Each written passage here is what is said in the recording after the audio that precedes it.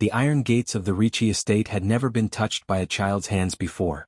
They stood 14 feet tall, black and cold, framed by 2 stone columns that had been there since Dante Ricci's grandfather first claimed this stretch of Milan-adjacent coastline and built something that looked more like a fortress than a home. The men posted at the gate were large, quiet professionals who had seen every kind of visitor, from frightened business partners to outright enemies. Not one of them had ever seen what stood before them at 4 on a Tuesday afternoon. A small girl. No older than 6. Her curly black hair was pulled into 2 uneven puffs, the kind that suggested she had tried to do them herself that morning. She wore a bright yellow raincoat 2 sizes too large, her small hands almost disappearing inside the sleeves. Her brown eyes were enormous, rimmed red from crying, and her chin was trembling at a frequency that suggested she had been holding herself together through sheer will for longer than any child her age should have to. She had no adult with her. No vehicle waiting behind her.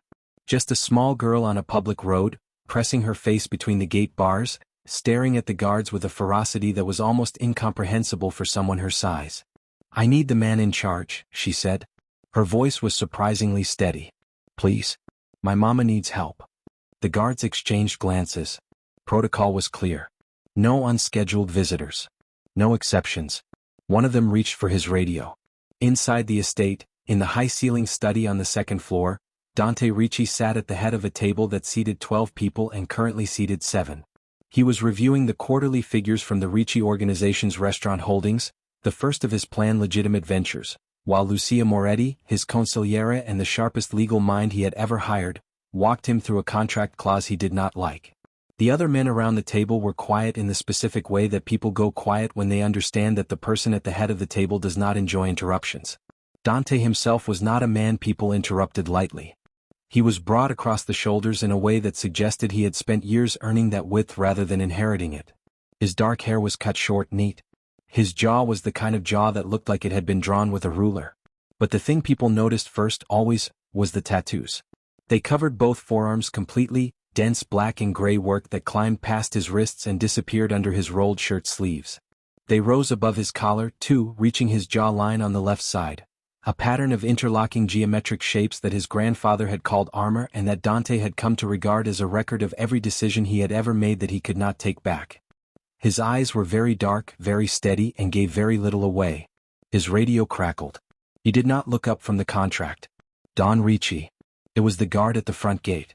The man's voice had a peculiar quality to it, something between confusion and discomfort. "There is a child at the gate.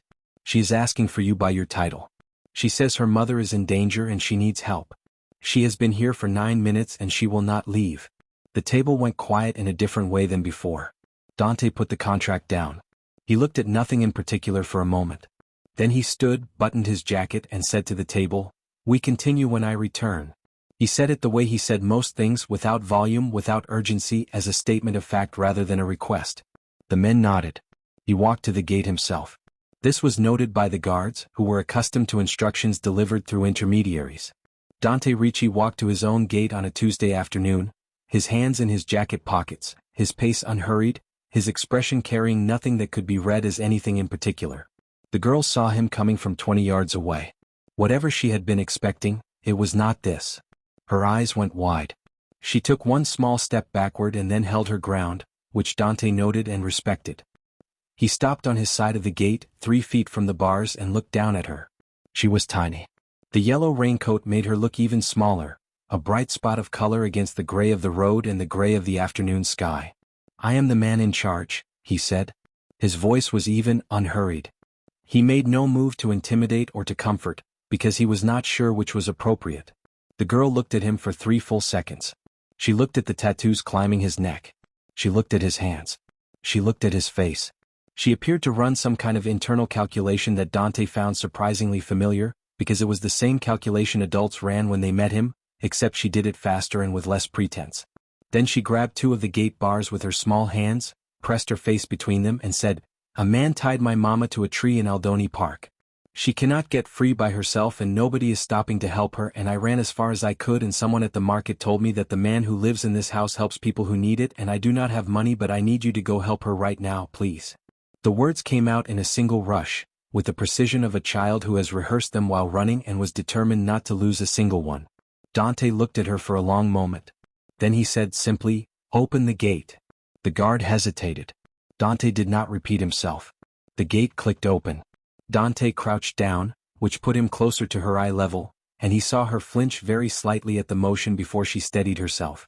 Someone had taught this child to be cautious about large men who moved quickly. He noted this too. "What is your name?" he said. "Zoe Bennett," she said. "How far is the park?" 7 blocks. I counted. "And your mother's name?" "Cora Bennett." She hesitated, then added, "She is wearing a red dress. So you know it is her." Dante stood. He pulled out his phone and called Nico Costa, his head of security. "Bring the car to the front. Now." He looked back at Zoe. "You will come with us. You are going to help?" She said it like she was double-checking a fact that seemed too good to be true. "Yes," he said. She reached up and took his hand. His tattooed hand, with its history of every wrong turn he had ever taken, closed around fingers the size of pencils. He was not sure what to do with that. He walked her to the car anyway. Aldoni Park was 3 city blocks of green space wedged between a row of apartment buildings and a farmer's market that closed at 3. At 4 in the afternoon it was mostly empty, the afternoon crowd gone, the evening runners not yet arrived. Which was, Dante understood the moment he stepped out of the car, entirely the point. He saw her from the path entrance. She was standing at the base of the large oak at the center of the park, the one that had been there long enough to become a landmark. Her wrists were bound together with a length of thick rope that ran up and over a low horizontal branch above her head, keeping her arms raised and her movement completely restricted. She was wearing a red dress, just as Zoe had said. It was a bright, vivid red, the kind meant for optimistic occasions, not this one. Her auburn hair was loose, falling around her face. Her green eyes were scanning the path with the specific alertness of someone who had been afraid for a long time and had decided that watching was the only thing left available to her. 3 men stood nearby. 2 of them leaned against a second tree, arms crossed, watching her with the bored patience of people who had been asked to stay put and were doing so without enthusiasm. The third man, older, in a cheap gray suit, stood closer to Cora with a folder of papers in his hand. He was speaking to her in the low, measured tone of a man who believed he was in complete control of a situation. Nico stepped out of the car behind Dante. 2 more men from the estate followed. Zoe had been instructed to stay in the vehicle with the driver, and she had agreed with the focused seriousness of a child who understood that her job was now to wait and to trust. Dante had been mildly astonished by how quickly she had agreed. He walked across the grass toward the oak. He did not rush. He did not need to. The man in the gray suit noticed him when Dante was still 40 feet away, and the man's body language changed immediately. The boredom left. Something more careful replaced it. Cora noticed him too. She had stopped scanning the path and was now watching the approaching group with an expression that was difficult to read, caught between hope and a new layer of alarm. Dante stopped 6 feet from the man in the gray suit. He looked at the rope. He looked at Cora's wrists. He looked at the man. "Glenn Harlow," he said. It was not a question. Harlow's jaw tightened. "I don't know who you are," he said, but his voice had lost its earlier composure. "Yes you do," Dante said. He said it without any particular heat. "Untie her." Harlow glanced at his 2 associates. They had straightened up, recalculating. Dante's men had spread out in a loose, unhurried way that communicated, without any drama at all, that the geometry of this situation had shifted. "This is a legal matter," Harlow said. He lifted the folder slightly, as if the paperwork inside would change the nature of what was happening. "The woman owes a debt. I have documentation." "The woman owes you nothing that justifies this," Dante said. "And when my lawyers review your documentation, which they will do this evening, I suspect they will find several things that interest them. Untie her now." There was a pause. It lasted roughly 4 seconds. Then Harlow nodded at one of his men, and the man pulled a small knife from his pocket, not to threaten but to cut the rope. It was the fastest, most efficient solution, and Dante noted that even Harlow understood, somewhere beneath his bluster, when something was simply over. The rope fell. Cora lowered her arms slowly, wincing as the circulation returned. She did not look at Dante immediately. She looked at her wrists, which were red and indented from the rope. Then she straightened her red dress with both hands, a small deliberate gesture that spoke volumes about the kind of woman she was. She was composing herself, putting herself back together from the outside in. Then she looked at him. "You sent someone?" she said. Her voice was steady, which surprised him. "Your daughter came to my gate," he said. Something crossed her face. Relief so large it almost collapsed her composure entirely, and then the iron will of a mother who would not allow herself to fall apart in front of strangers pulled it back. Her green eyes went bright. She blinked once, twice. "She is safe," Cora said. "In my car," Dante said. "Waiting for you." She closed her eyes for 1 second. It was the briefest concession to emotion he had seen from her. Then they were open again, sharp and direct. "I need to go to her." "Of course." He gestured toward the path. Then he looked back at Harlow, who had not moved. "We will speak," Dante said to him. "Through lawyers. Within the next 48 hours. I suggest you make yourself available." Harlow said nothing. He was looking at Dante the way people look at a situation they have realized, too late, they have catastrophically misjudged. Cora walked ahead of Dante on the path. She walked fast, chin up, spine straight, in the red dress that had not been meant for this afternoon at all. He walked 2 steps behind her and said nothing, because she did not need him to say anything. She needed the car to be where he had said it was. It was. Zoe burst out of the back door the moment she saw her mother's red dress through the window, and the sound she made was not a word at all but something more fundamental than any word, the sound of 6 years old confronting the fact that the worst thing it has ever imagined has been narrowly avoided. Cora caught her and held her, and the two of them stayed like that for a long moment on the grass at the edge of the park while Dante stood a respectful distance away and looked at something else entirely, because it was not his moment and he understood that. When Cora finally turned to look at him, Zoe held against her hip, her eyes were entirely clear. "Thank you," she said. Then, with a caution that told him she already understood something about who he was, "What do you need from me in return?" Dante almost smiled. "Nothing tonight," he said. "Tonight I need you both somewhere safe." The penthouse occupied the entire top floor of a building that Dante Ricci technically owned through 3 separate holding companies, though very few people knew that. From the outside it looked like any other upscale residential tower in the city's northern quarter. From the inside, it looked like the personal expression of a man who had made a great deal of money and had spent a portion of it ensuring he never had to occupy anything that felt like the places he had grown up in. The floors were pale marble. The ceilings were 12 feet high. One entire wall of the main living space was glass, looking out over the city at an angle that made you understand, immediately and physically, that you were above most things. The furniture was dark and substantial, chosen for quality rather than display. There were no photographs on the walls, only 2 large abstract paintings in deep blue and white that Lucia had selected and that Dante had agreed to because he trusted her instincts more than his own in that area. Cora walked in and stopped just past the entrance, holding Zoe's hand. She took in the space with a teacher's instinct, organized, thorough, one pass from left to right. Zoe had no instinct of this kind. She walked in and immediately said, "Is that a fish tank?" pointing at the large built-in aquarium set into the wall beside the kitchen entrance. "It is," Dante said. "What kind of fish?" "I do not remember all their names. You can ask the man who looks after them. He comes on Thursdays." Zoe considered this and then walked over to press her face very close to the glass. She had, Dante noticed, done exactly the same thing at his gate, which suggested that pressing her face against surfaces for better viewing was simply how she experienced the world. Lucia was waiting in the living room. She was 45, with dark hair cut to her jaw and the kind of stillness in her face that came from having been the smartest person in many rooms for many years. She was wearing a navy blazer and the precise expression of a woman who had been told the bare minimum about what had happened and was already 3 steps ahead of where most people would be with full information. "Mrs. Bennett," she said, extending her hand. "I am Lucia Moretti. I manage the legal and operational side of Dante's business interests. I have arranged the guest suite for you and your daughter for as long as you need it." She paused. "Dante tells me a child found her own way to our gate and navigated a negotiation on your behalf. I would like it noted that this child is extraordinary." Cora looked at Zoe, who was still examining the fish tank. Something warm and complicated moved across her face. "She has always been brave," she said quietly. "Braver than me most days." "How long has she been with you?" Lucia asked. She asked it the way lawyers ask things, directly and without embarrassment. "Since she was 3, Cora said. "Her birth mother was my college roommate. She passed when Zoe was 2.5. She said it simply, without apology or invitation for sympathy. It was simply the shape of her life. Dante listened from the edge of the room. He had not sat down. He was still in his jacket, which was how he spent most evenings, standing somewhere peripheral where he could see everything. This was habit rather than intention, the product of 20 years in a business where the exits mattered. Cora turned from Lucia and looked directly at him.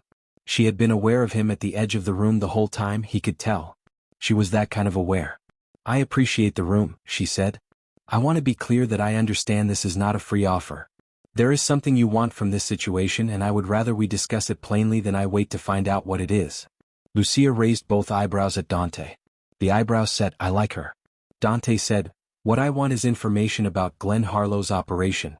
You are not the only person he has done this to, and I have reasons that I will explain to want his business model dismantled through legal channels. I need what you know. In exchange, my lawyers will address your situation. That is the arrangement if you agree to it. Cora studied him for what felt like a full minute. And my daughter stays safe through all of this? She is safe here, he said. From the direction of the fish tank, Zoe said, there is a yellow one that keeps swimming in circles. I think he is showing off. Nobody in the room could quite help what happened to their faces after that. Lucia turned away to study the kitchen island with great interest. Dante looked at a point slightly above the aquarium. Cora took a slow breath. All right, she said. We have an arrangement. Nico Costa appeared at the doorway, his maroon jacket slightly rumpled from the afternoon's events. He was a large man with a quiet way of taking up space, not aggressive but simply present. Guest suite is ready, he said. I had someone bring up clothing options from the building's boutique. Green and blue options, the assistant said. Also some things for the child. Zoe, Cora said. For Zoe, Nico said without missing a beat. Zoe finally pulled herself from the fish tank. She walked across the marble floor to Dante, stopped in front of him and looked up. Thank you for coming, she said, with the formality of a diplomat concluding a meeting. You were faster than I thought you would be. He looked down at her. The yellow raincoat was still on, zipped to the chin. You were persuasive, he said. She nodded, as if this confirmed something she had suspected about herself. Then she took her mother's hand and went with Nico toward the guest wing. Dante watched them go. Lucia appeared at his shoulder. What are you doing? She said. She said it with the tone of someone who already knew the answer. The right thing, he said. For once. She said nothing to that because there was nothing much to say. The next morning, Cora sat at the long kitchen island wearing the emerald green robe from the guest suite's wardrobe, with a cup of coffee in both hands that she had made herself at 5:45 when she could not sleep.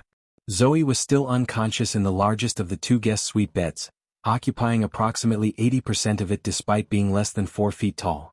Cora had watched her sleep for 20 minutes before accepting that there was no version of the morning in which she herself would sleep again, and she had come out here instead. The kitchen faced east. The morning light came in level and clear through the glass wall and landed on the marble in long white rectangles. It was the most beautiful kitchen she had ever been in, which she found slightly absurd given the circumstances. Dante appeared at 6:10. He was already dressed, which told her something. He was someone who resolved his mornings quickly and privately, not someone who lingered in half-states. He wore a dark blue shirt, collar open, forearms bare, the tattoo work visible in the morning light in a way it had not been the evening before.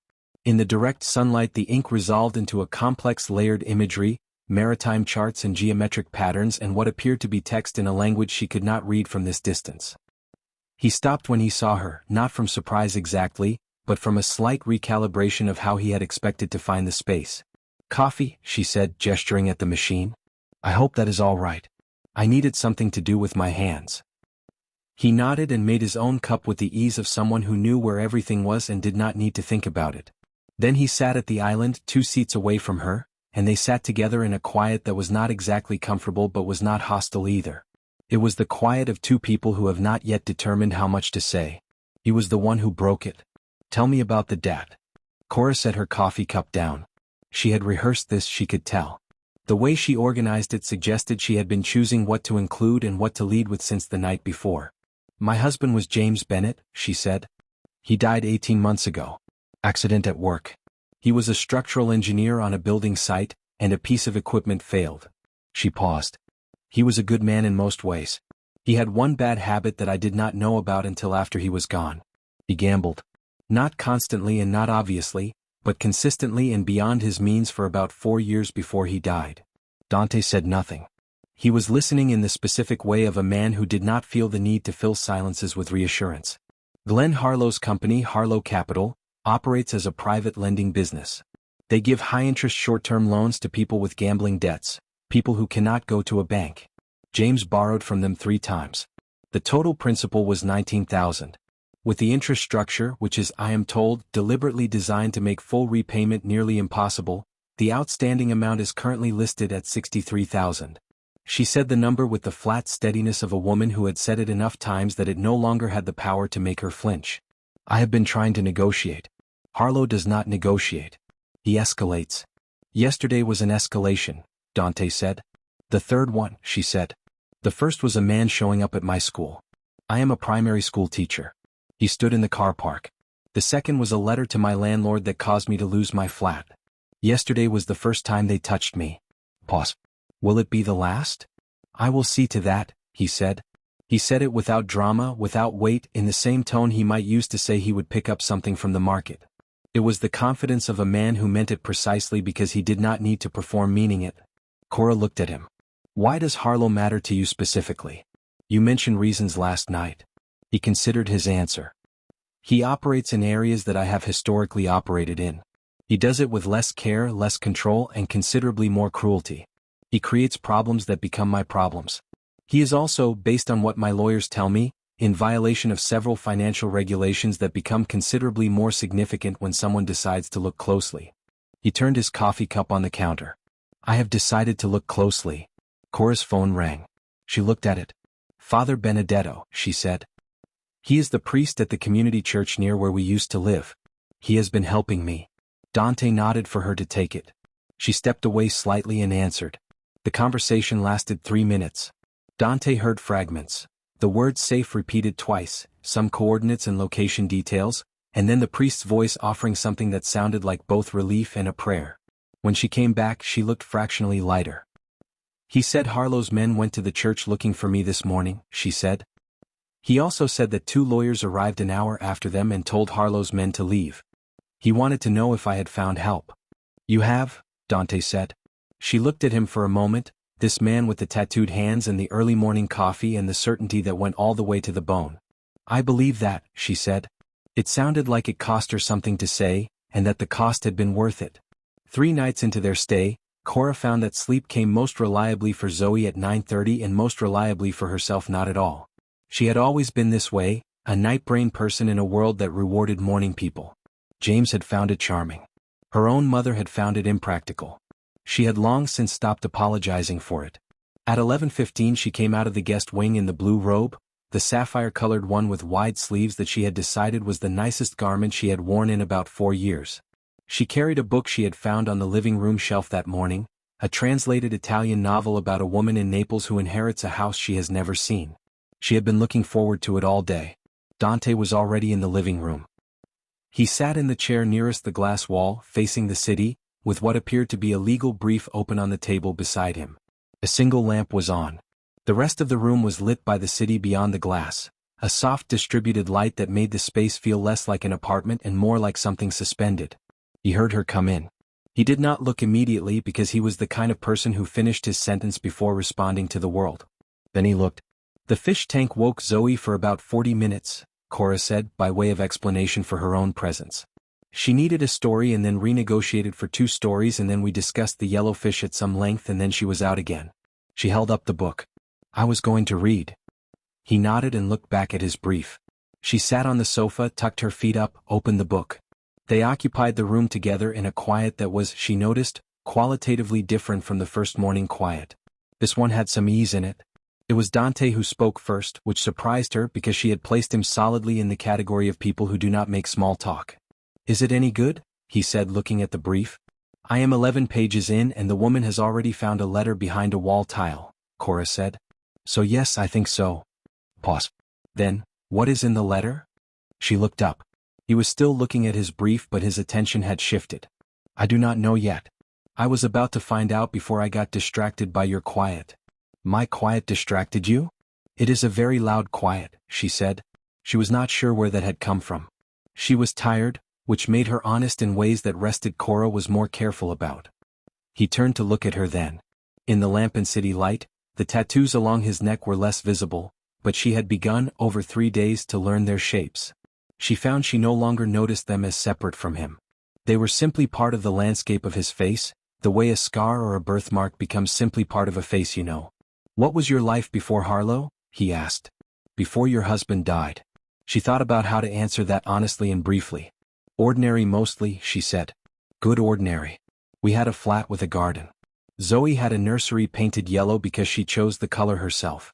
I taught a class of 6-year-olds who were learning to read, and I found that extraordinary every single time, the moment when the letters stop being letters and become words. James worked long hours, but he was present when he was there. It was a small life. I liked it. He was quiet for a moment. What did you study? Before teaching? Hospitality management, she said. At Northfield. I had plans to work in hotel operations. Then I did a placement year at a primary school and changed direction. She tilted her head slightly. Why? Curiosity, he said. But she noticed he looked back at the brief with something that did not quite read as only curiosity. She closed her book on her finger. What are you trying to build? She asked. Lucia mentioned legitimate business interests. Restaurants. What else? He set the brief aside. He looked at the city through the glass for a moment, the way she had seen him look at it before, not admiringly but assessingly, as though the city were a problem he was working on. Hotels, he said. Ricci properties have been residential and commercial for 2 generations. I want to convert 3 of them into a hospitality group. Proper hotels, not extended stay rentals. The kind that have a character, a reason to exist beyond accommodating travelers. He paused. It is harder than it sounds to explain to the people who have worked with this family for 20 years why the business is changing. Because they are comfortable with what they know, she said. Because they are comfortable with what they know, he agreed. She looked at him. A man who had made his name in a world she did not understand and did not want to understand, sitting in a lamplit room at 11 at night, trying to build something that would last after the other thing was done. She understood that impulse completely. She had rebuilt herself twice already. The letter behind the tile, she said and reopened her book, turns out to be a deed. She owns the house after all. Good, he said and picked up his brief. They read together until past midnight.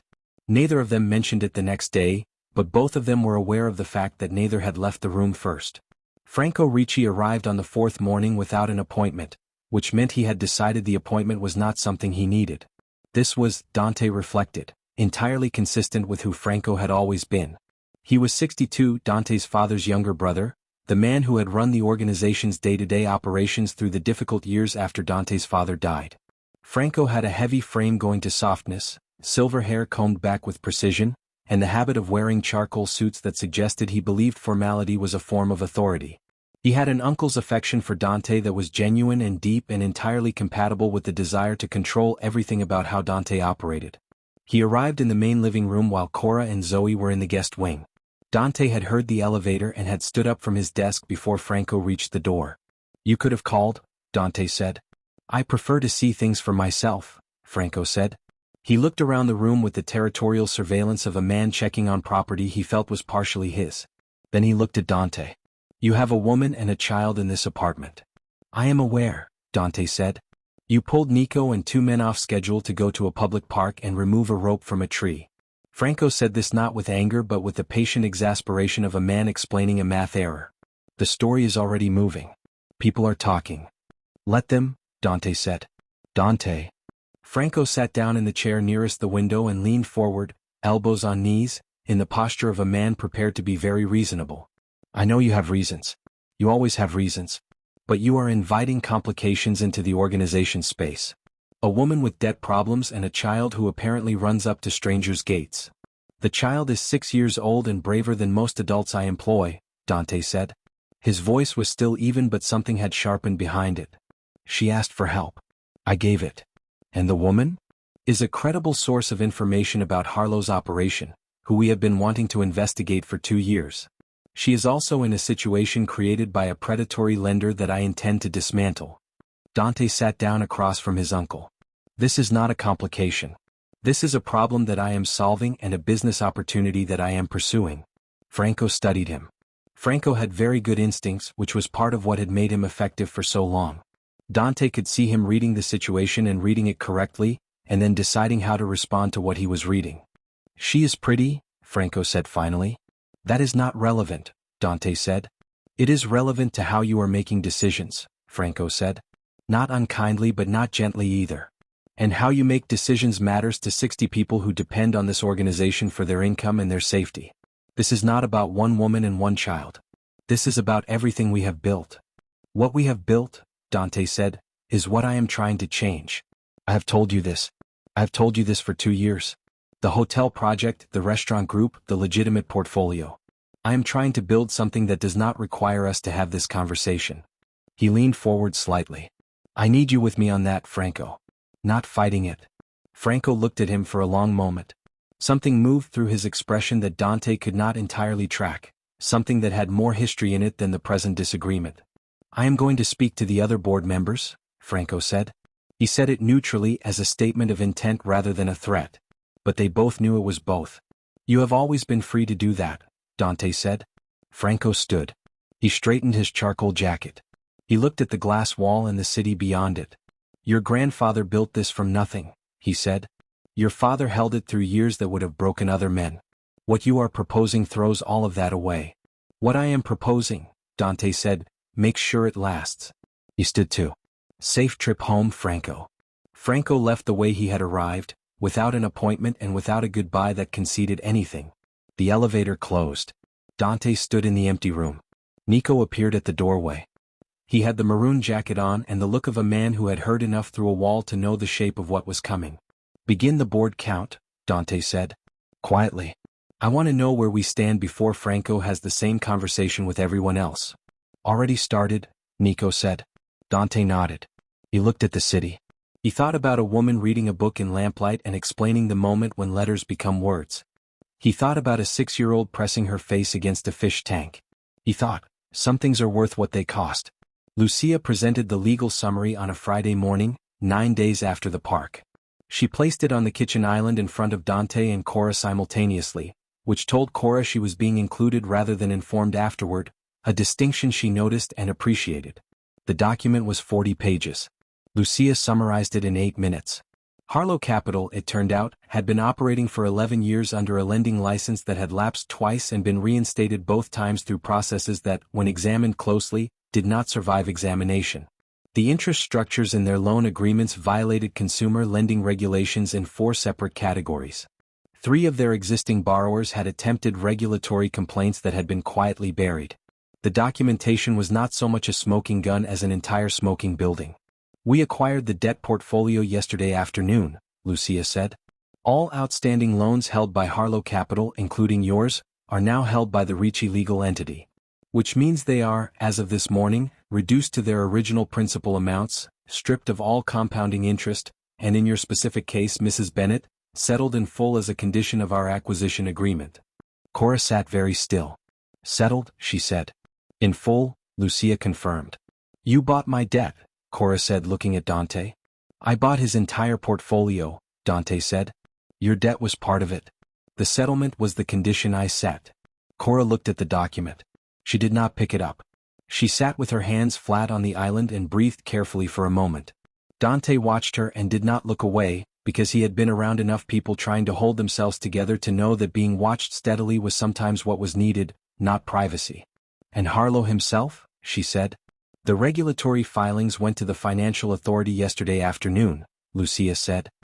His operating license is being reviewed, which means he cannot extend or collect on any new loans. The 3 buried complaints have been refiled with our legal support. He will be occupied for considerably longer than he has time for in pursuing his former borrowers. She paused. He is also, as of this morning, aware that pursuing contact with you specifically has been added as a condition of a civil agreement he signed. His lawyers advised him to sign it. He cannot contact me, Cora said slowly. Or Zoe, Lucia said. Or appear within 200 meters of your place of work or residence. Cora looked at her hands on the island. Then she looked at Dante. How much did the portfolio cost? She asked. That is not something you need to concern yourself with, he said. I want to know what I owe you. Nothing, he said. He said it with the finality of a man who had decided on something and found no reason to revisit it. This was a business acquisition. The benefit to me is the regulatory leverage and the competitor removal. You owe me nothing. She looked at him for a long moment. He could see her weighing it, the pride of a woman who had been managing on her own against the practical reality of what had been given. I need to take Zoe out today, she said finally. To the park. Not that park. A different park. She has been very good about being inside for 9 days and she needs to run. Pause. I would feel safer if Nico was nearby. He will be with you, Dante said. She nodded. Then quietly, thank you. For all of this. I'm not good at accepting help. I am trying to be better at it. You are doing well, he said, which was not something he said often or to many people, and they both seemed to understand that. When Cora had gone to find Zoe and tell her about the park, Lucia remained at the island. She poured herself a second coffee and looked at Dante with the expression she wore when she was about to say something he might not want to hear. You negotiated an entire portfolio acquisition specifically to cancel one woman's debt, she said. It was good business regardless, he said. It was, she agreed. It was also something else. She picked up her coffee. I'm not objecting. I am observing. Noted, he said. From down the hall came the sound of Zoe's voice rising with excitement, and then her feet on the marble, and then the full velocity of 6 years old arriving in a kitchen doorway in a green jacket, holding a red shoe she could not quite reach to put on. Dante took the shoe. He crouched down and put it on for her while she steadied herself with one hand on his tattooed forearm without any hesitation at all, in the way of a child who has decided someone is trustworthy and does not see any reason to revisit the decision. Lucia watched this and said nothing. But she smiled at the kitchen counter for a moment before she remembered not to. 2 days after the debt was settled, Dante asked Cora to come to his study. It was the first time she had been in that room. It was a serious room, long and lined with shelves of operational documents that she guessed were a combination of current business and history that had never been formally archived. His desk was large, clear of everything except a current project, and the project currently on it was a set of architectural drawings spread across the full width. These are the 3 properties, he said, not as a preamble but as an opening, the way he started everything from the middle of what he was already thinking. He spread his hand across the drawings, indicating 3 separate floor plans laid out side by side. The north building has 9 floors. It currently operates as mixed commercial tenancy. The east property is residential, partially vacant. The third is the one I think about most. It was a hotel originally from the 1930s. My grandfather converted it to offices in the 1980s. I want to convert it back. Cora stood across from him and looked at the drawings. She was wearing a blue dress, a bright cobalt that she had found in the selection Nico had brought from the building's boutique, and she had her hair pulled back with a pin, which she did, Dante had noticed, when she was concentrating. He had started to learn her signals. She studied the 1930s building floor plan with the specific attention of someone who sees the structure beneath the surface. Her finger moved along the corridor layout on the ground floor. The column spacing here suggests a grand lobby, she said.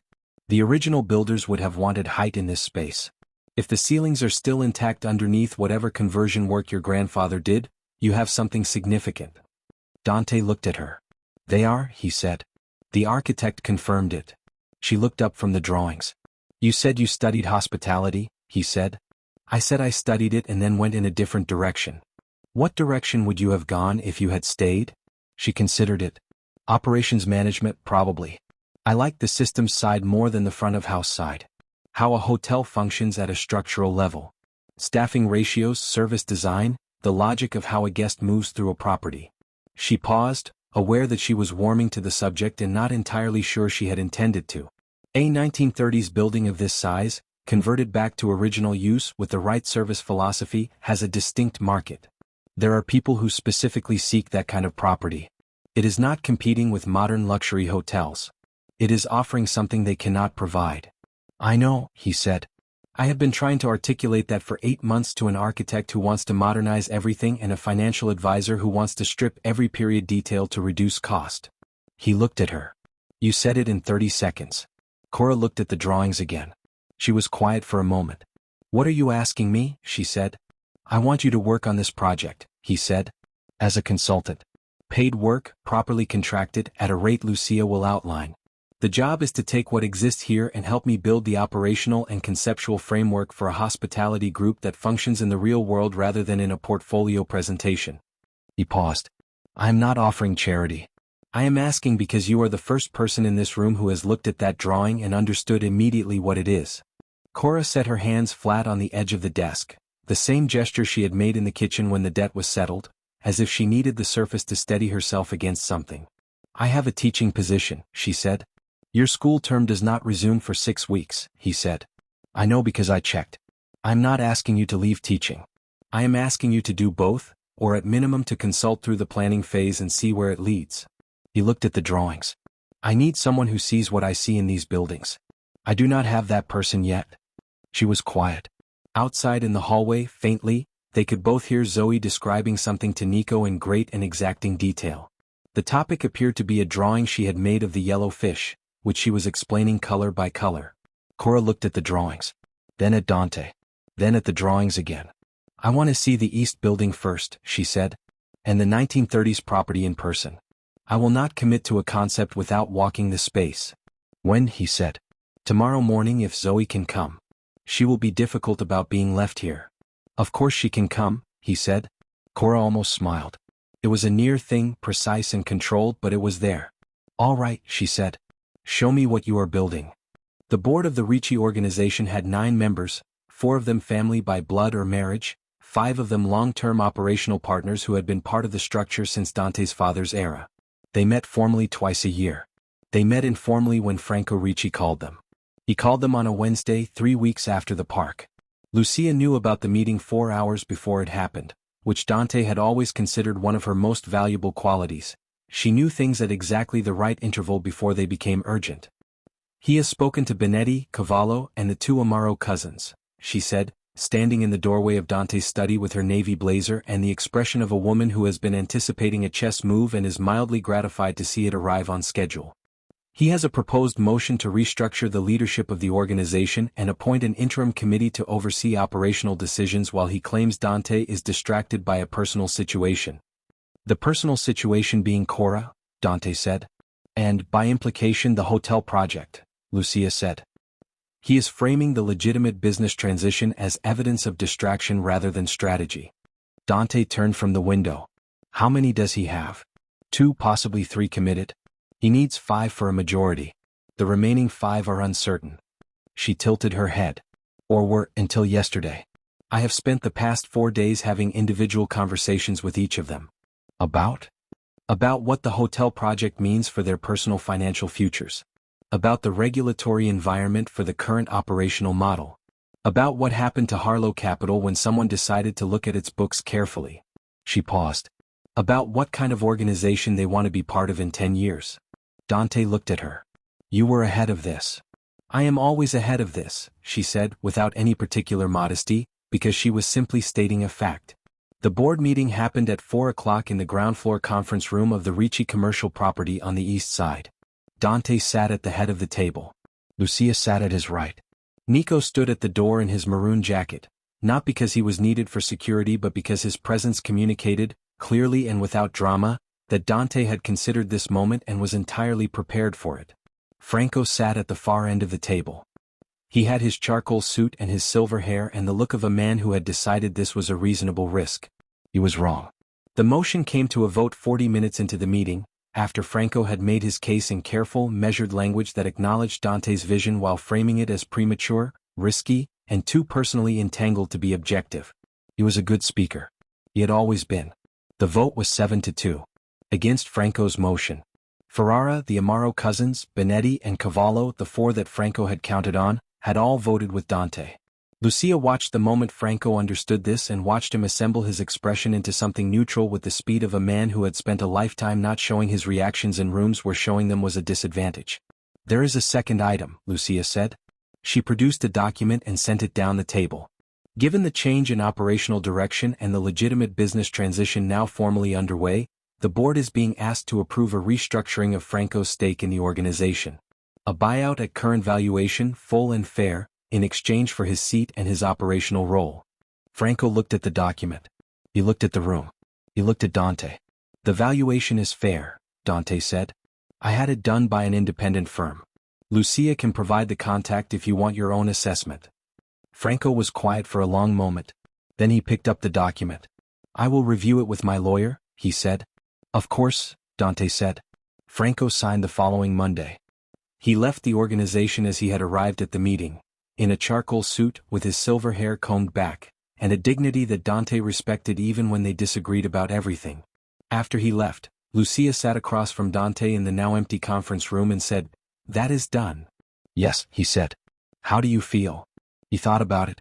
Like I can move forward now, he said. Without turning around. She nodded. Then move forward, she said.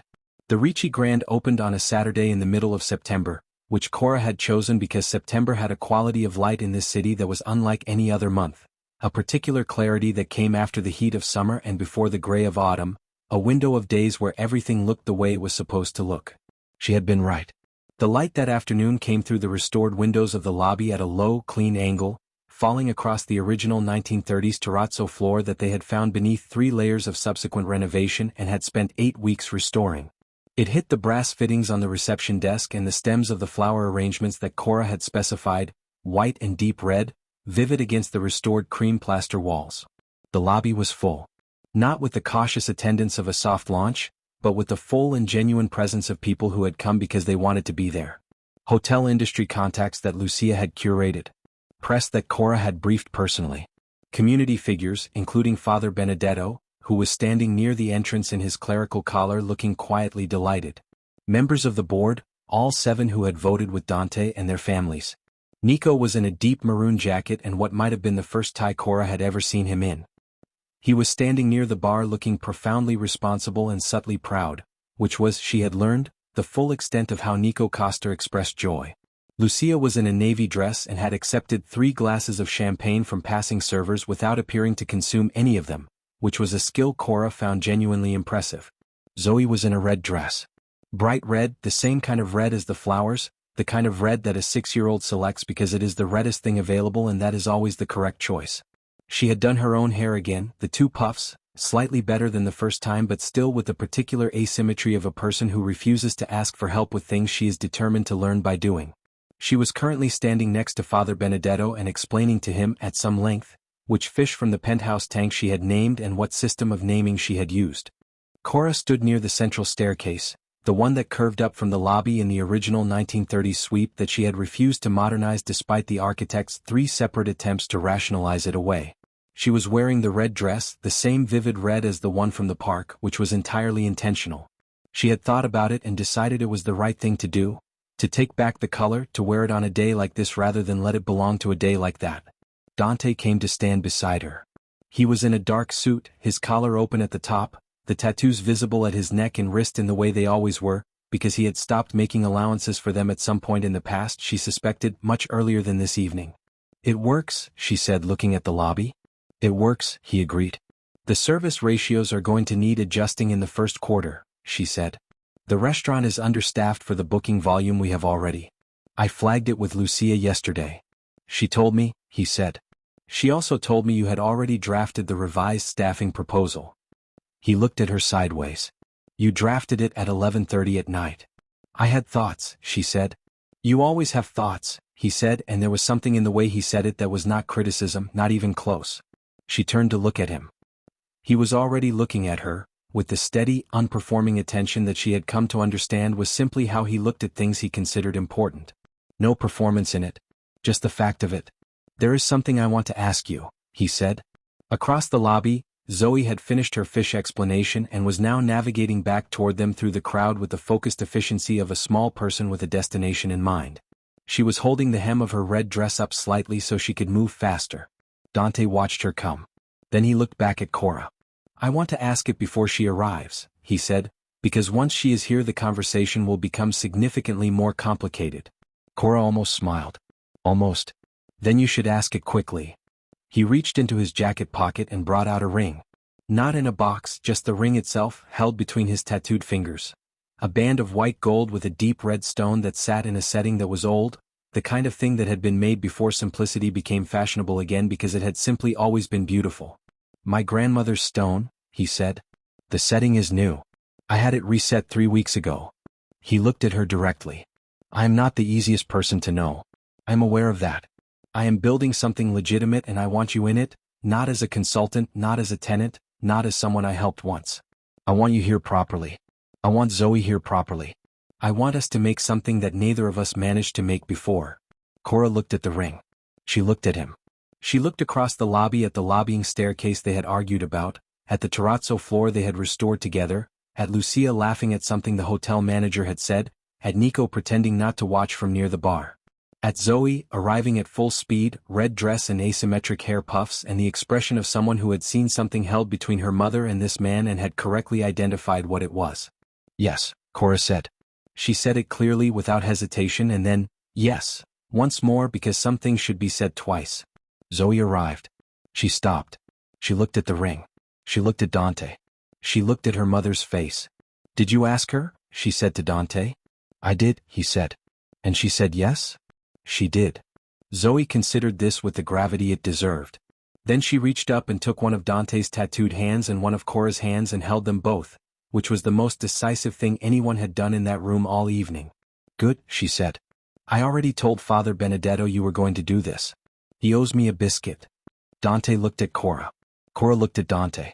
And the Ricci Grand Hotel lobby, full of light and people and the particular noise of something new beginning, held the three of them in it like it had always been meant to.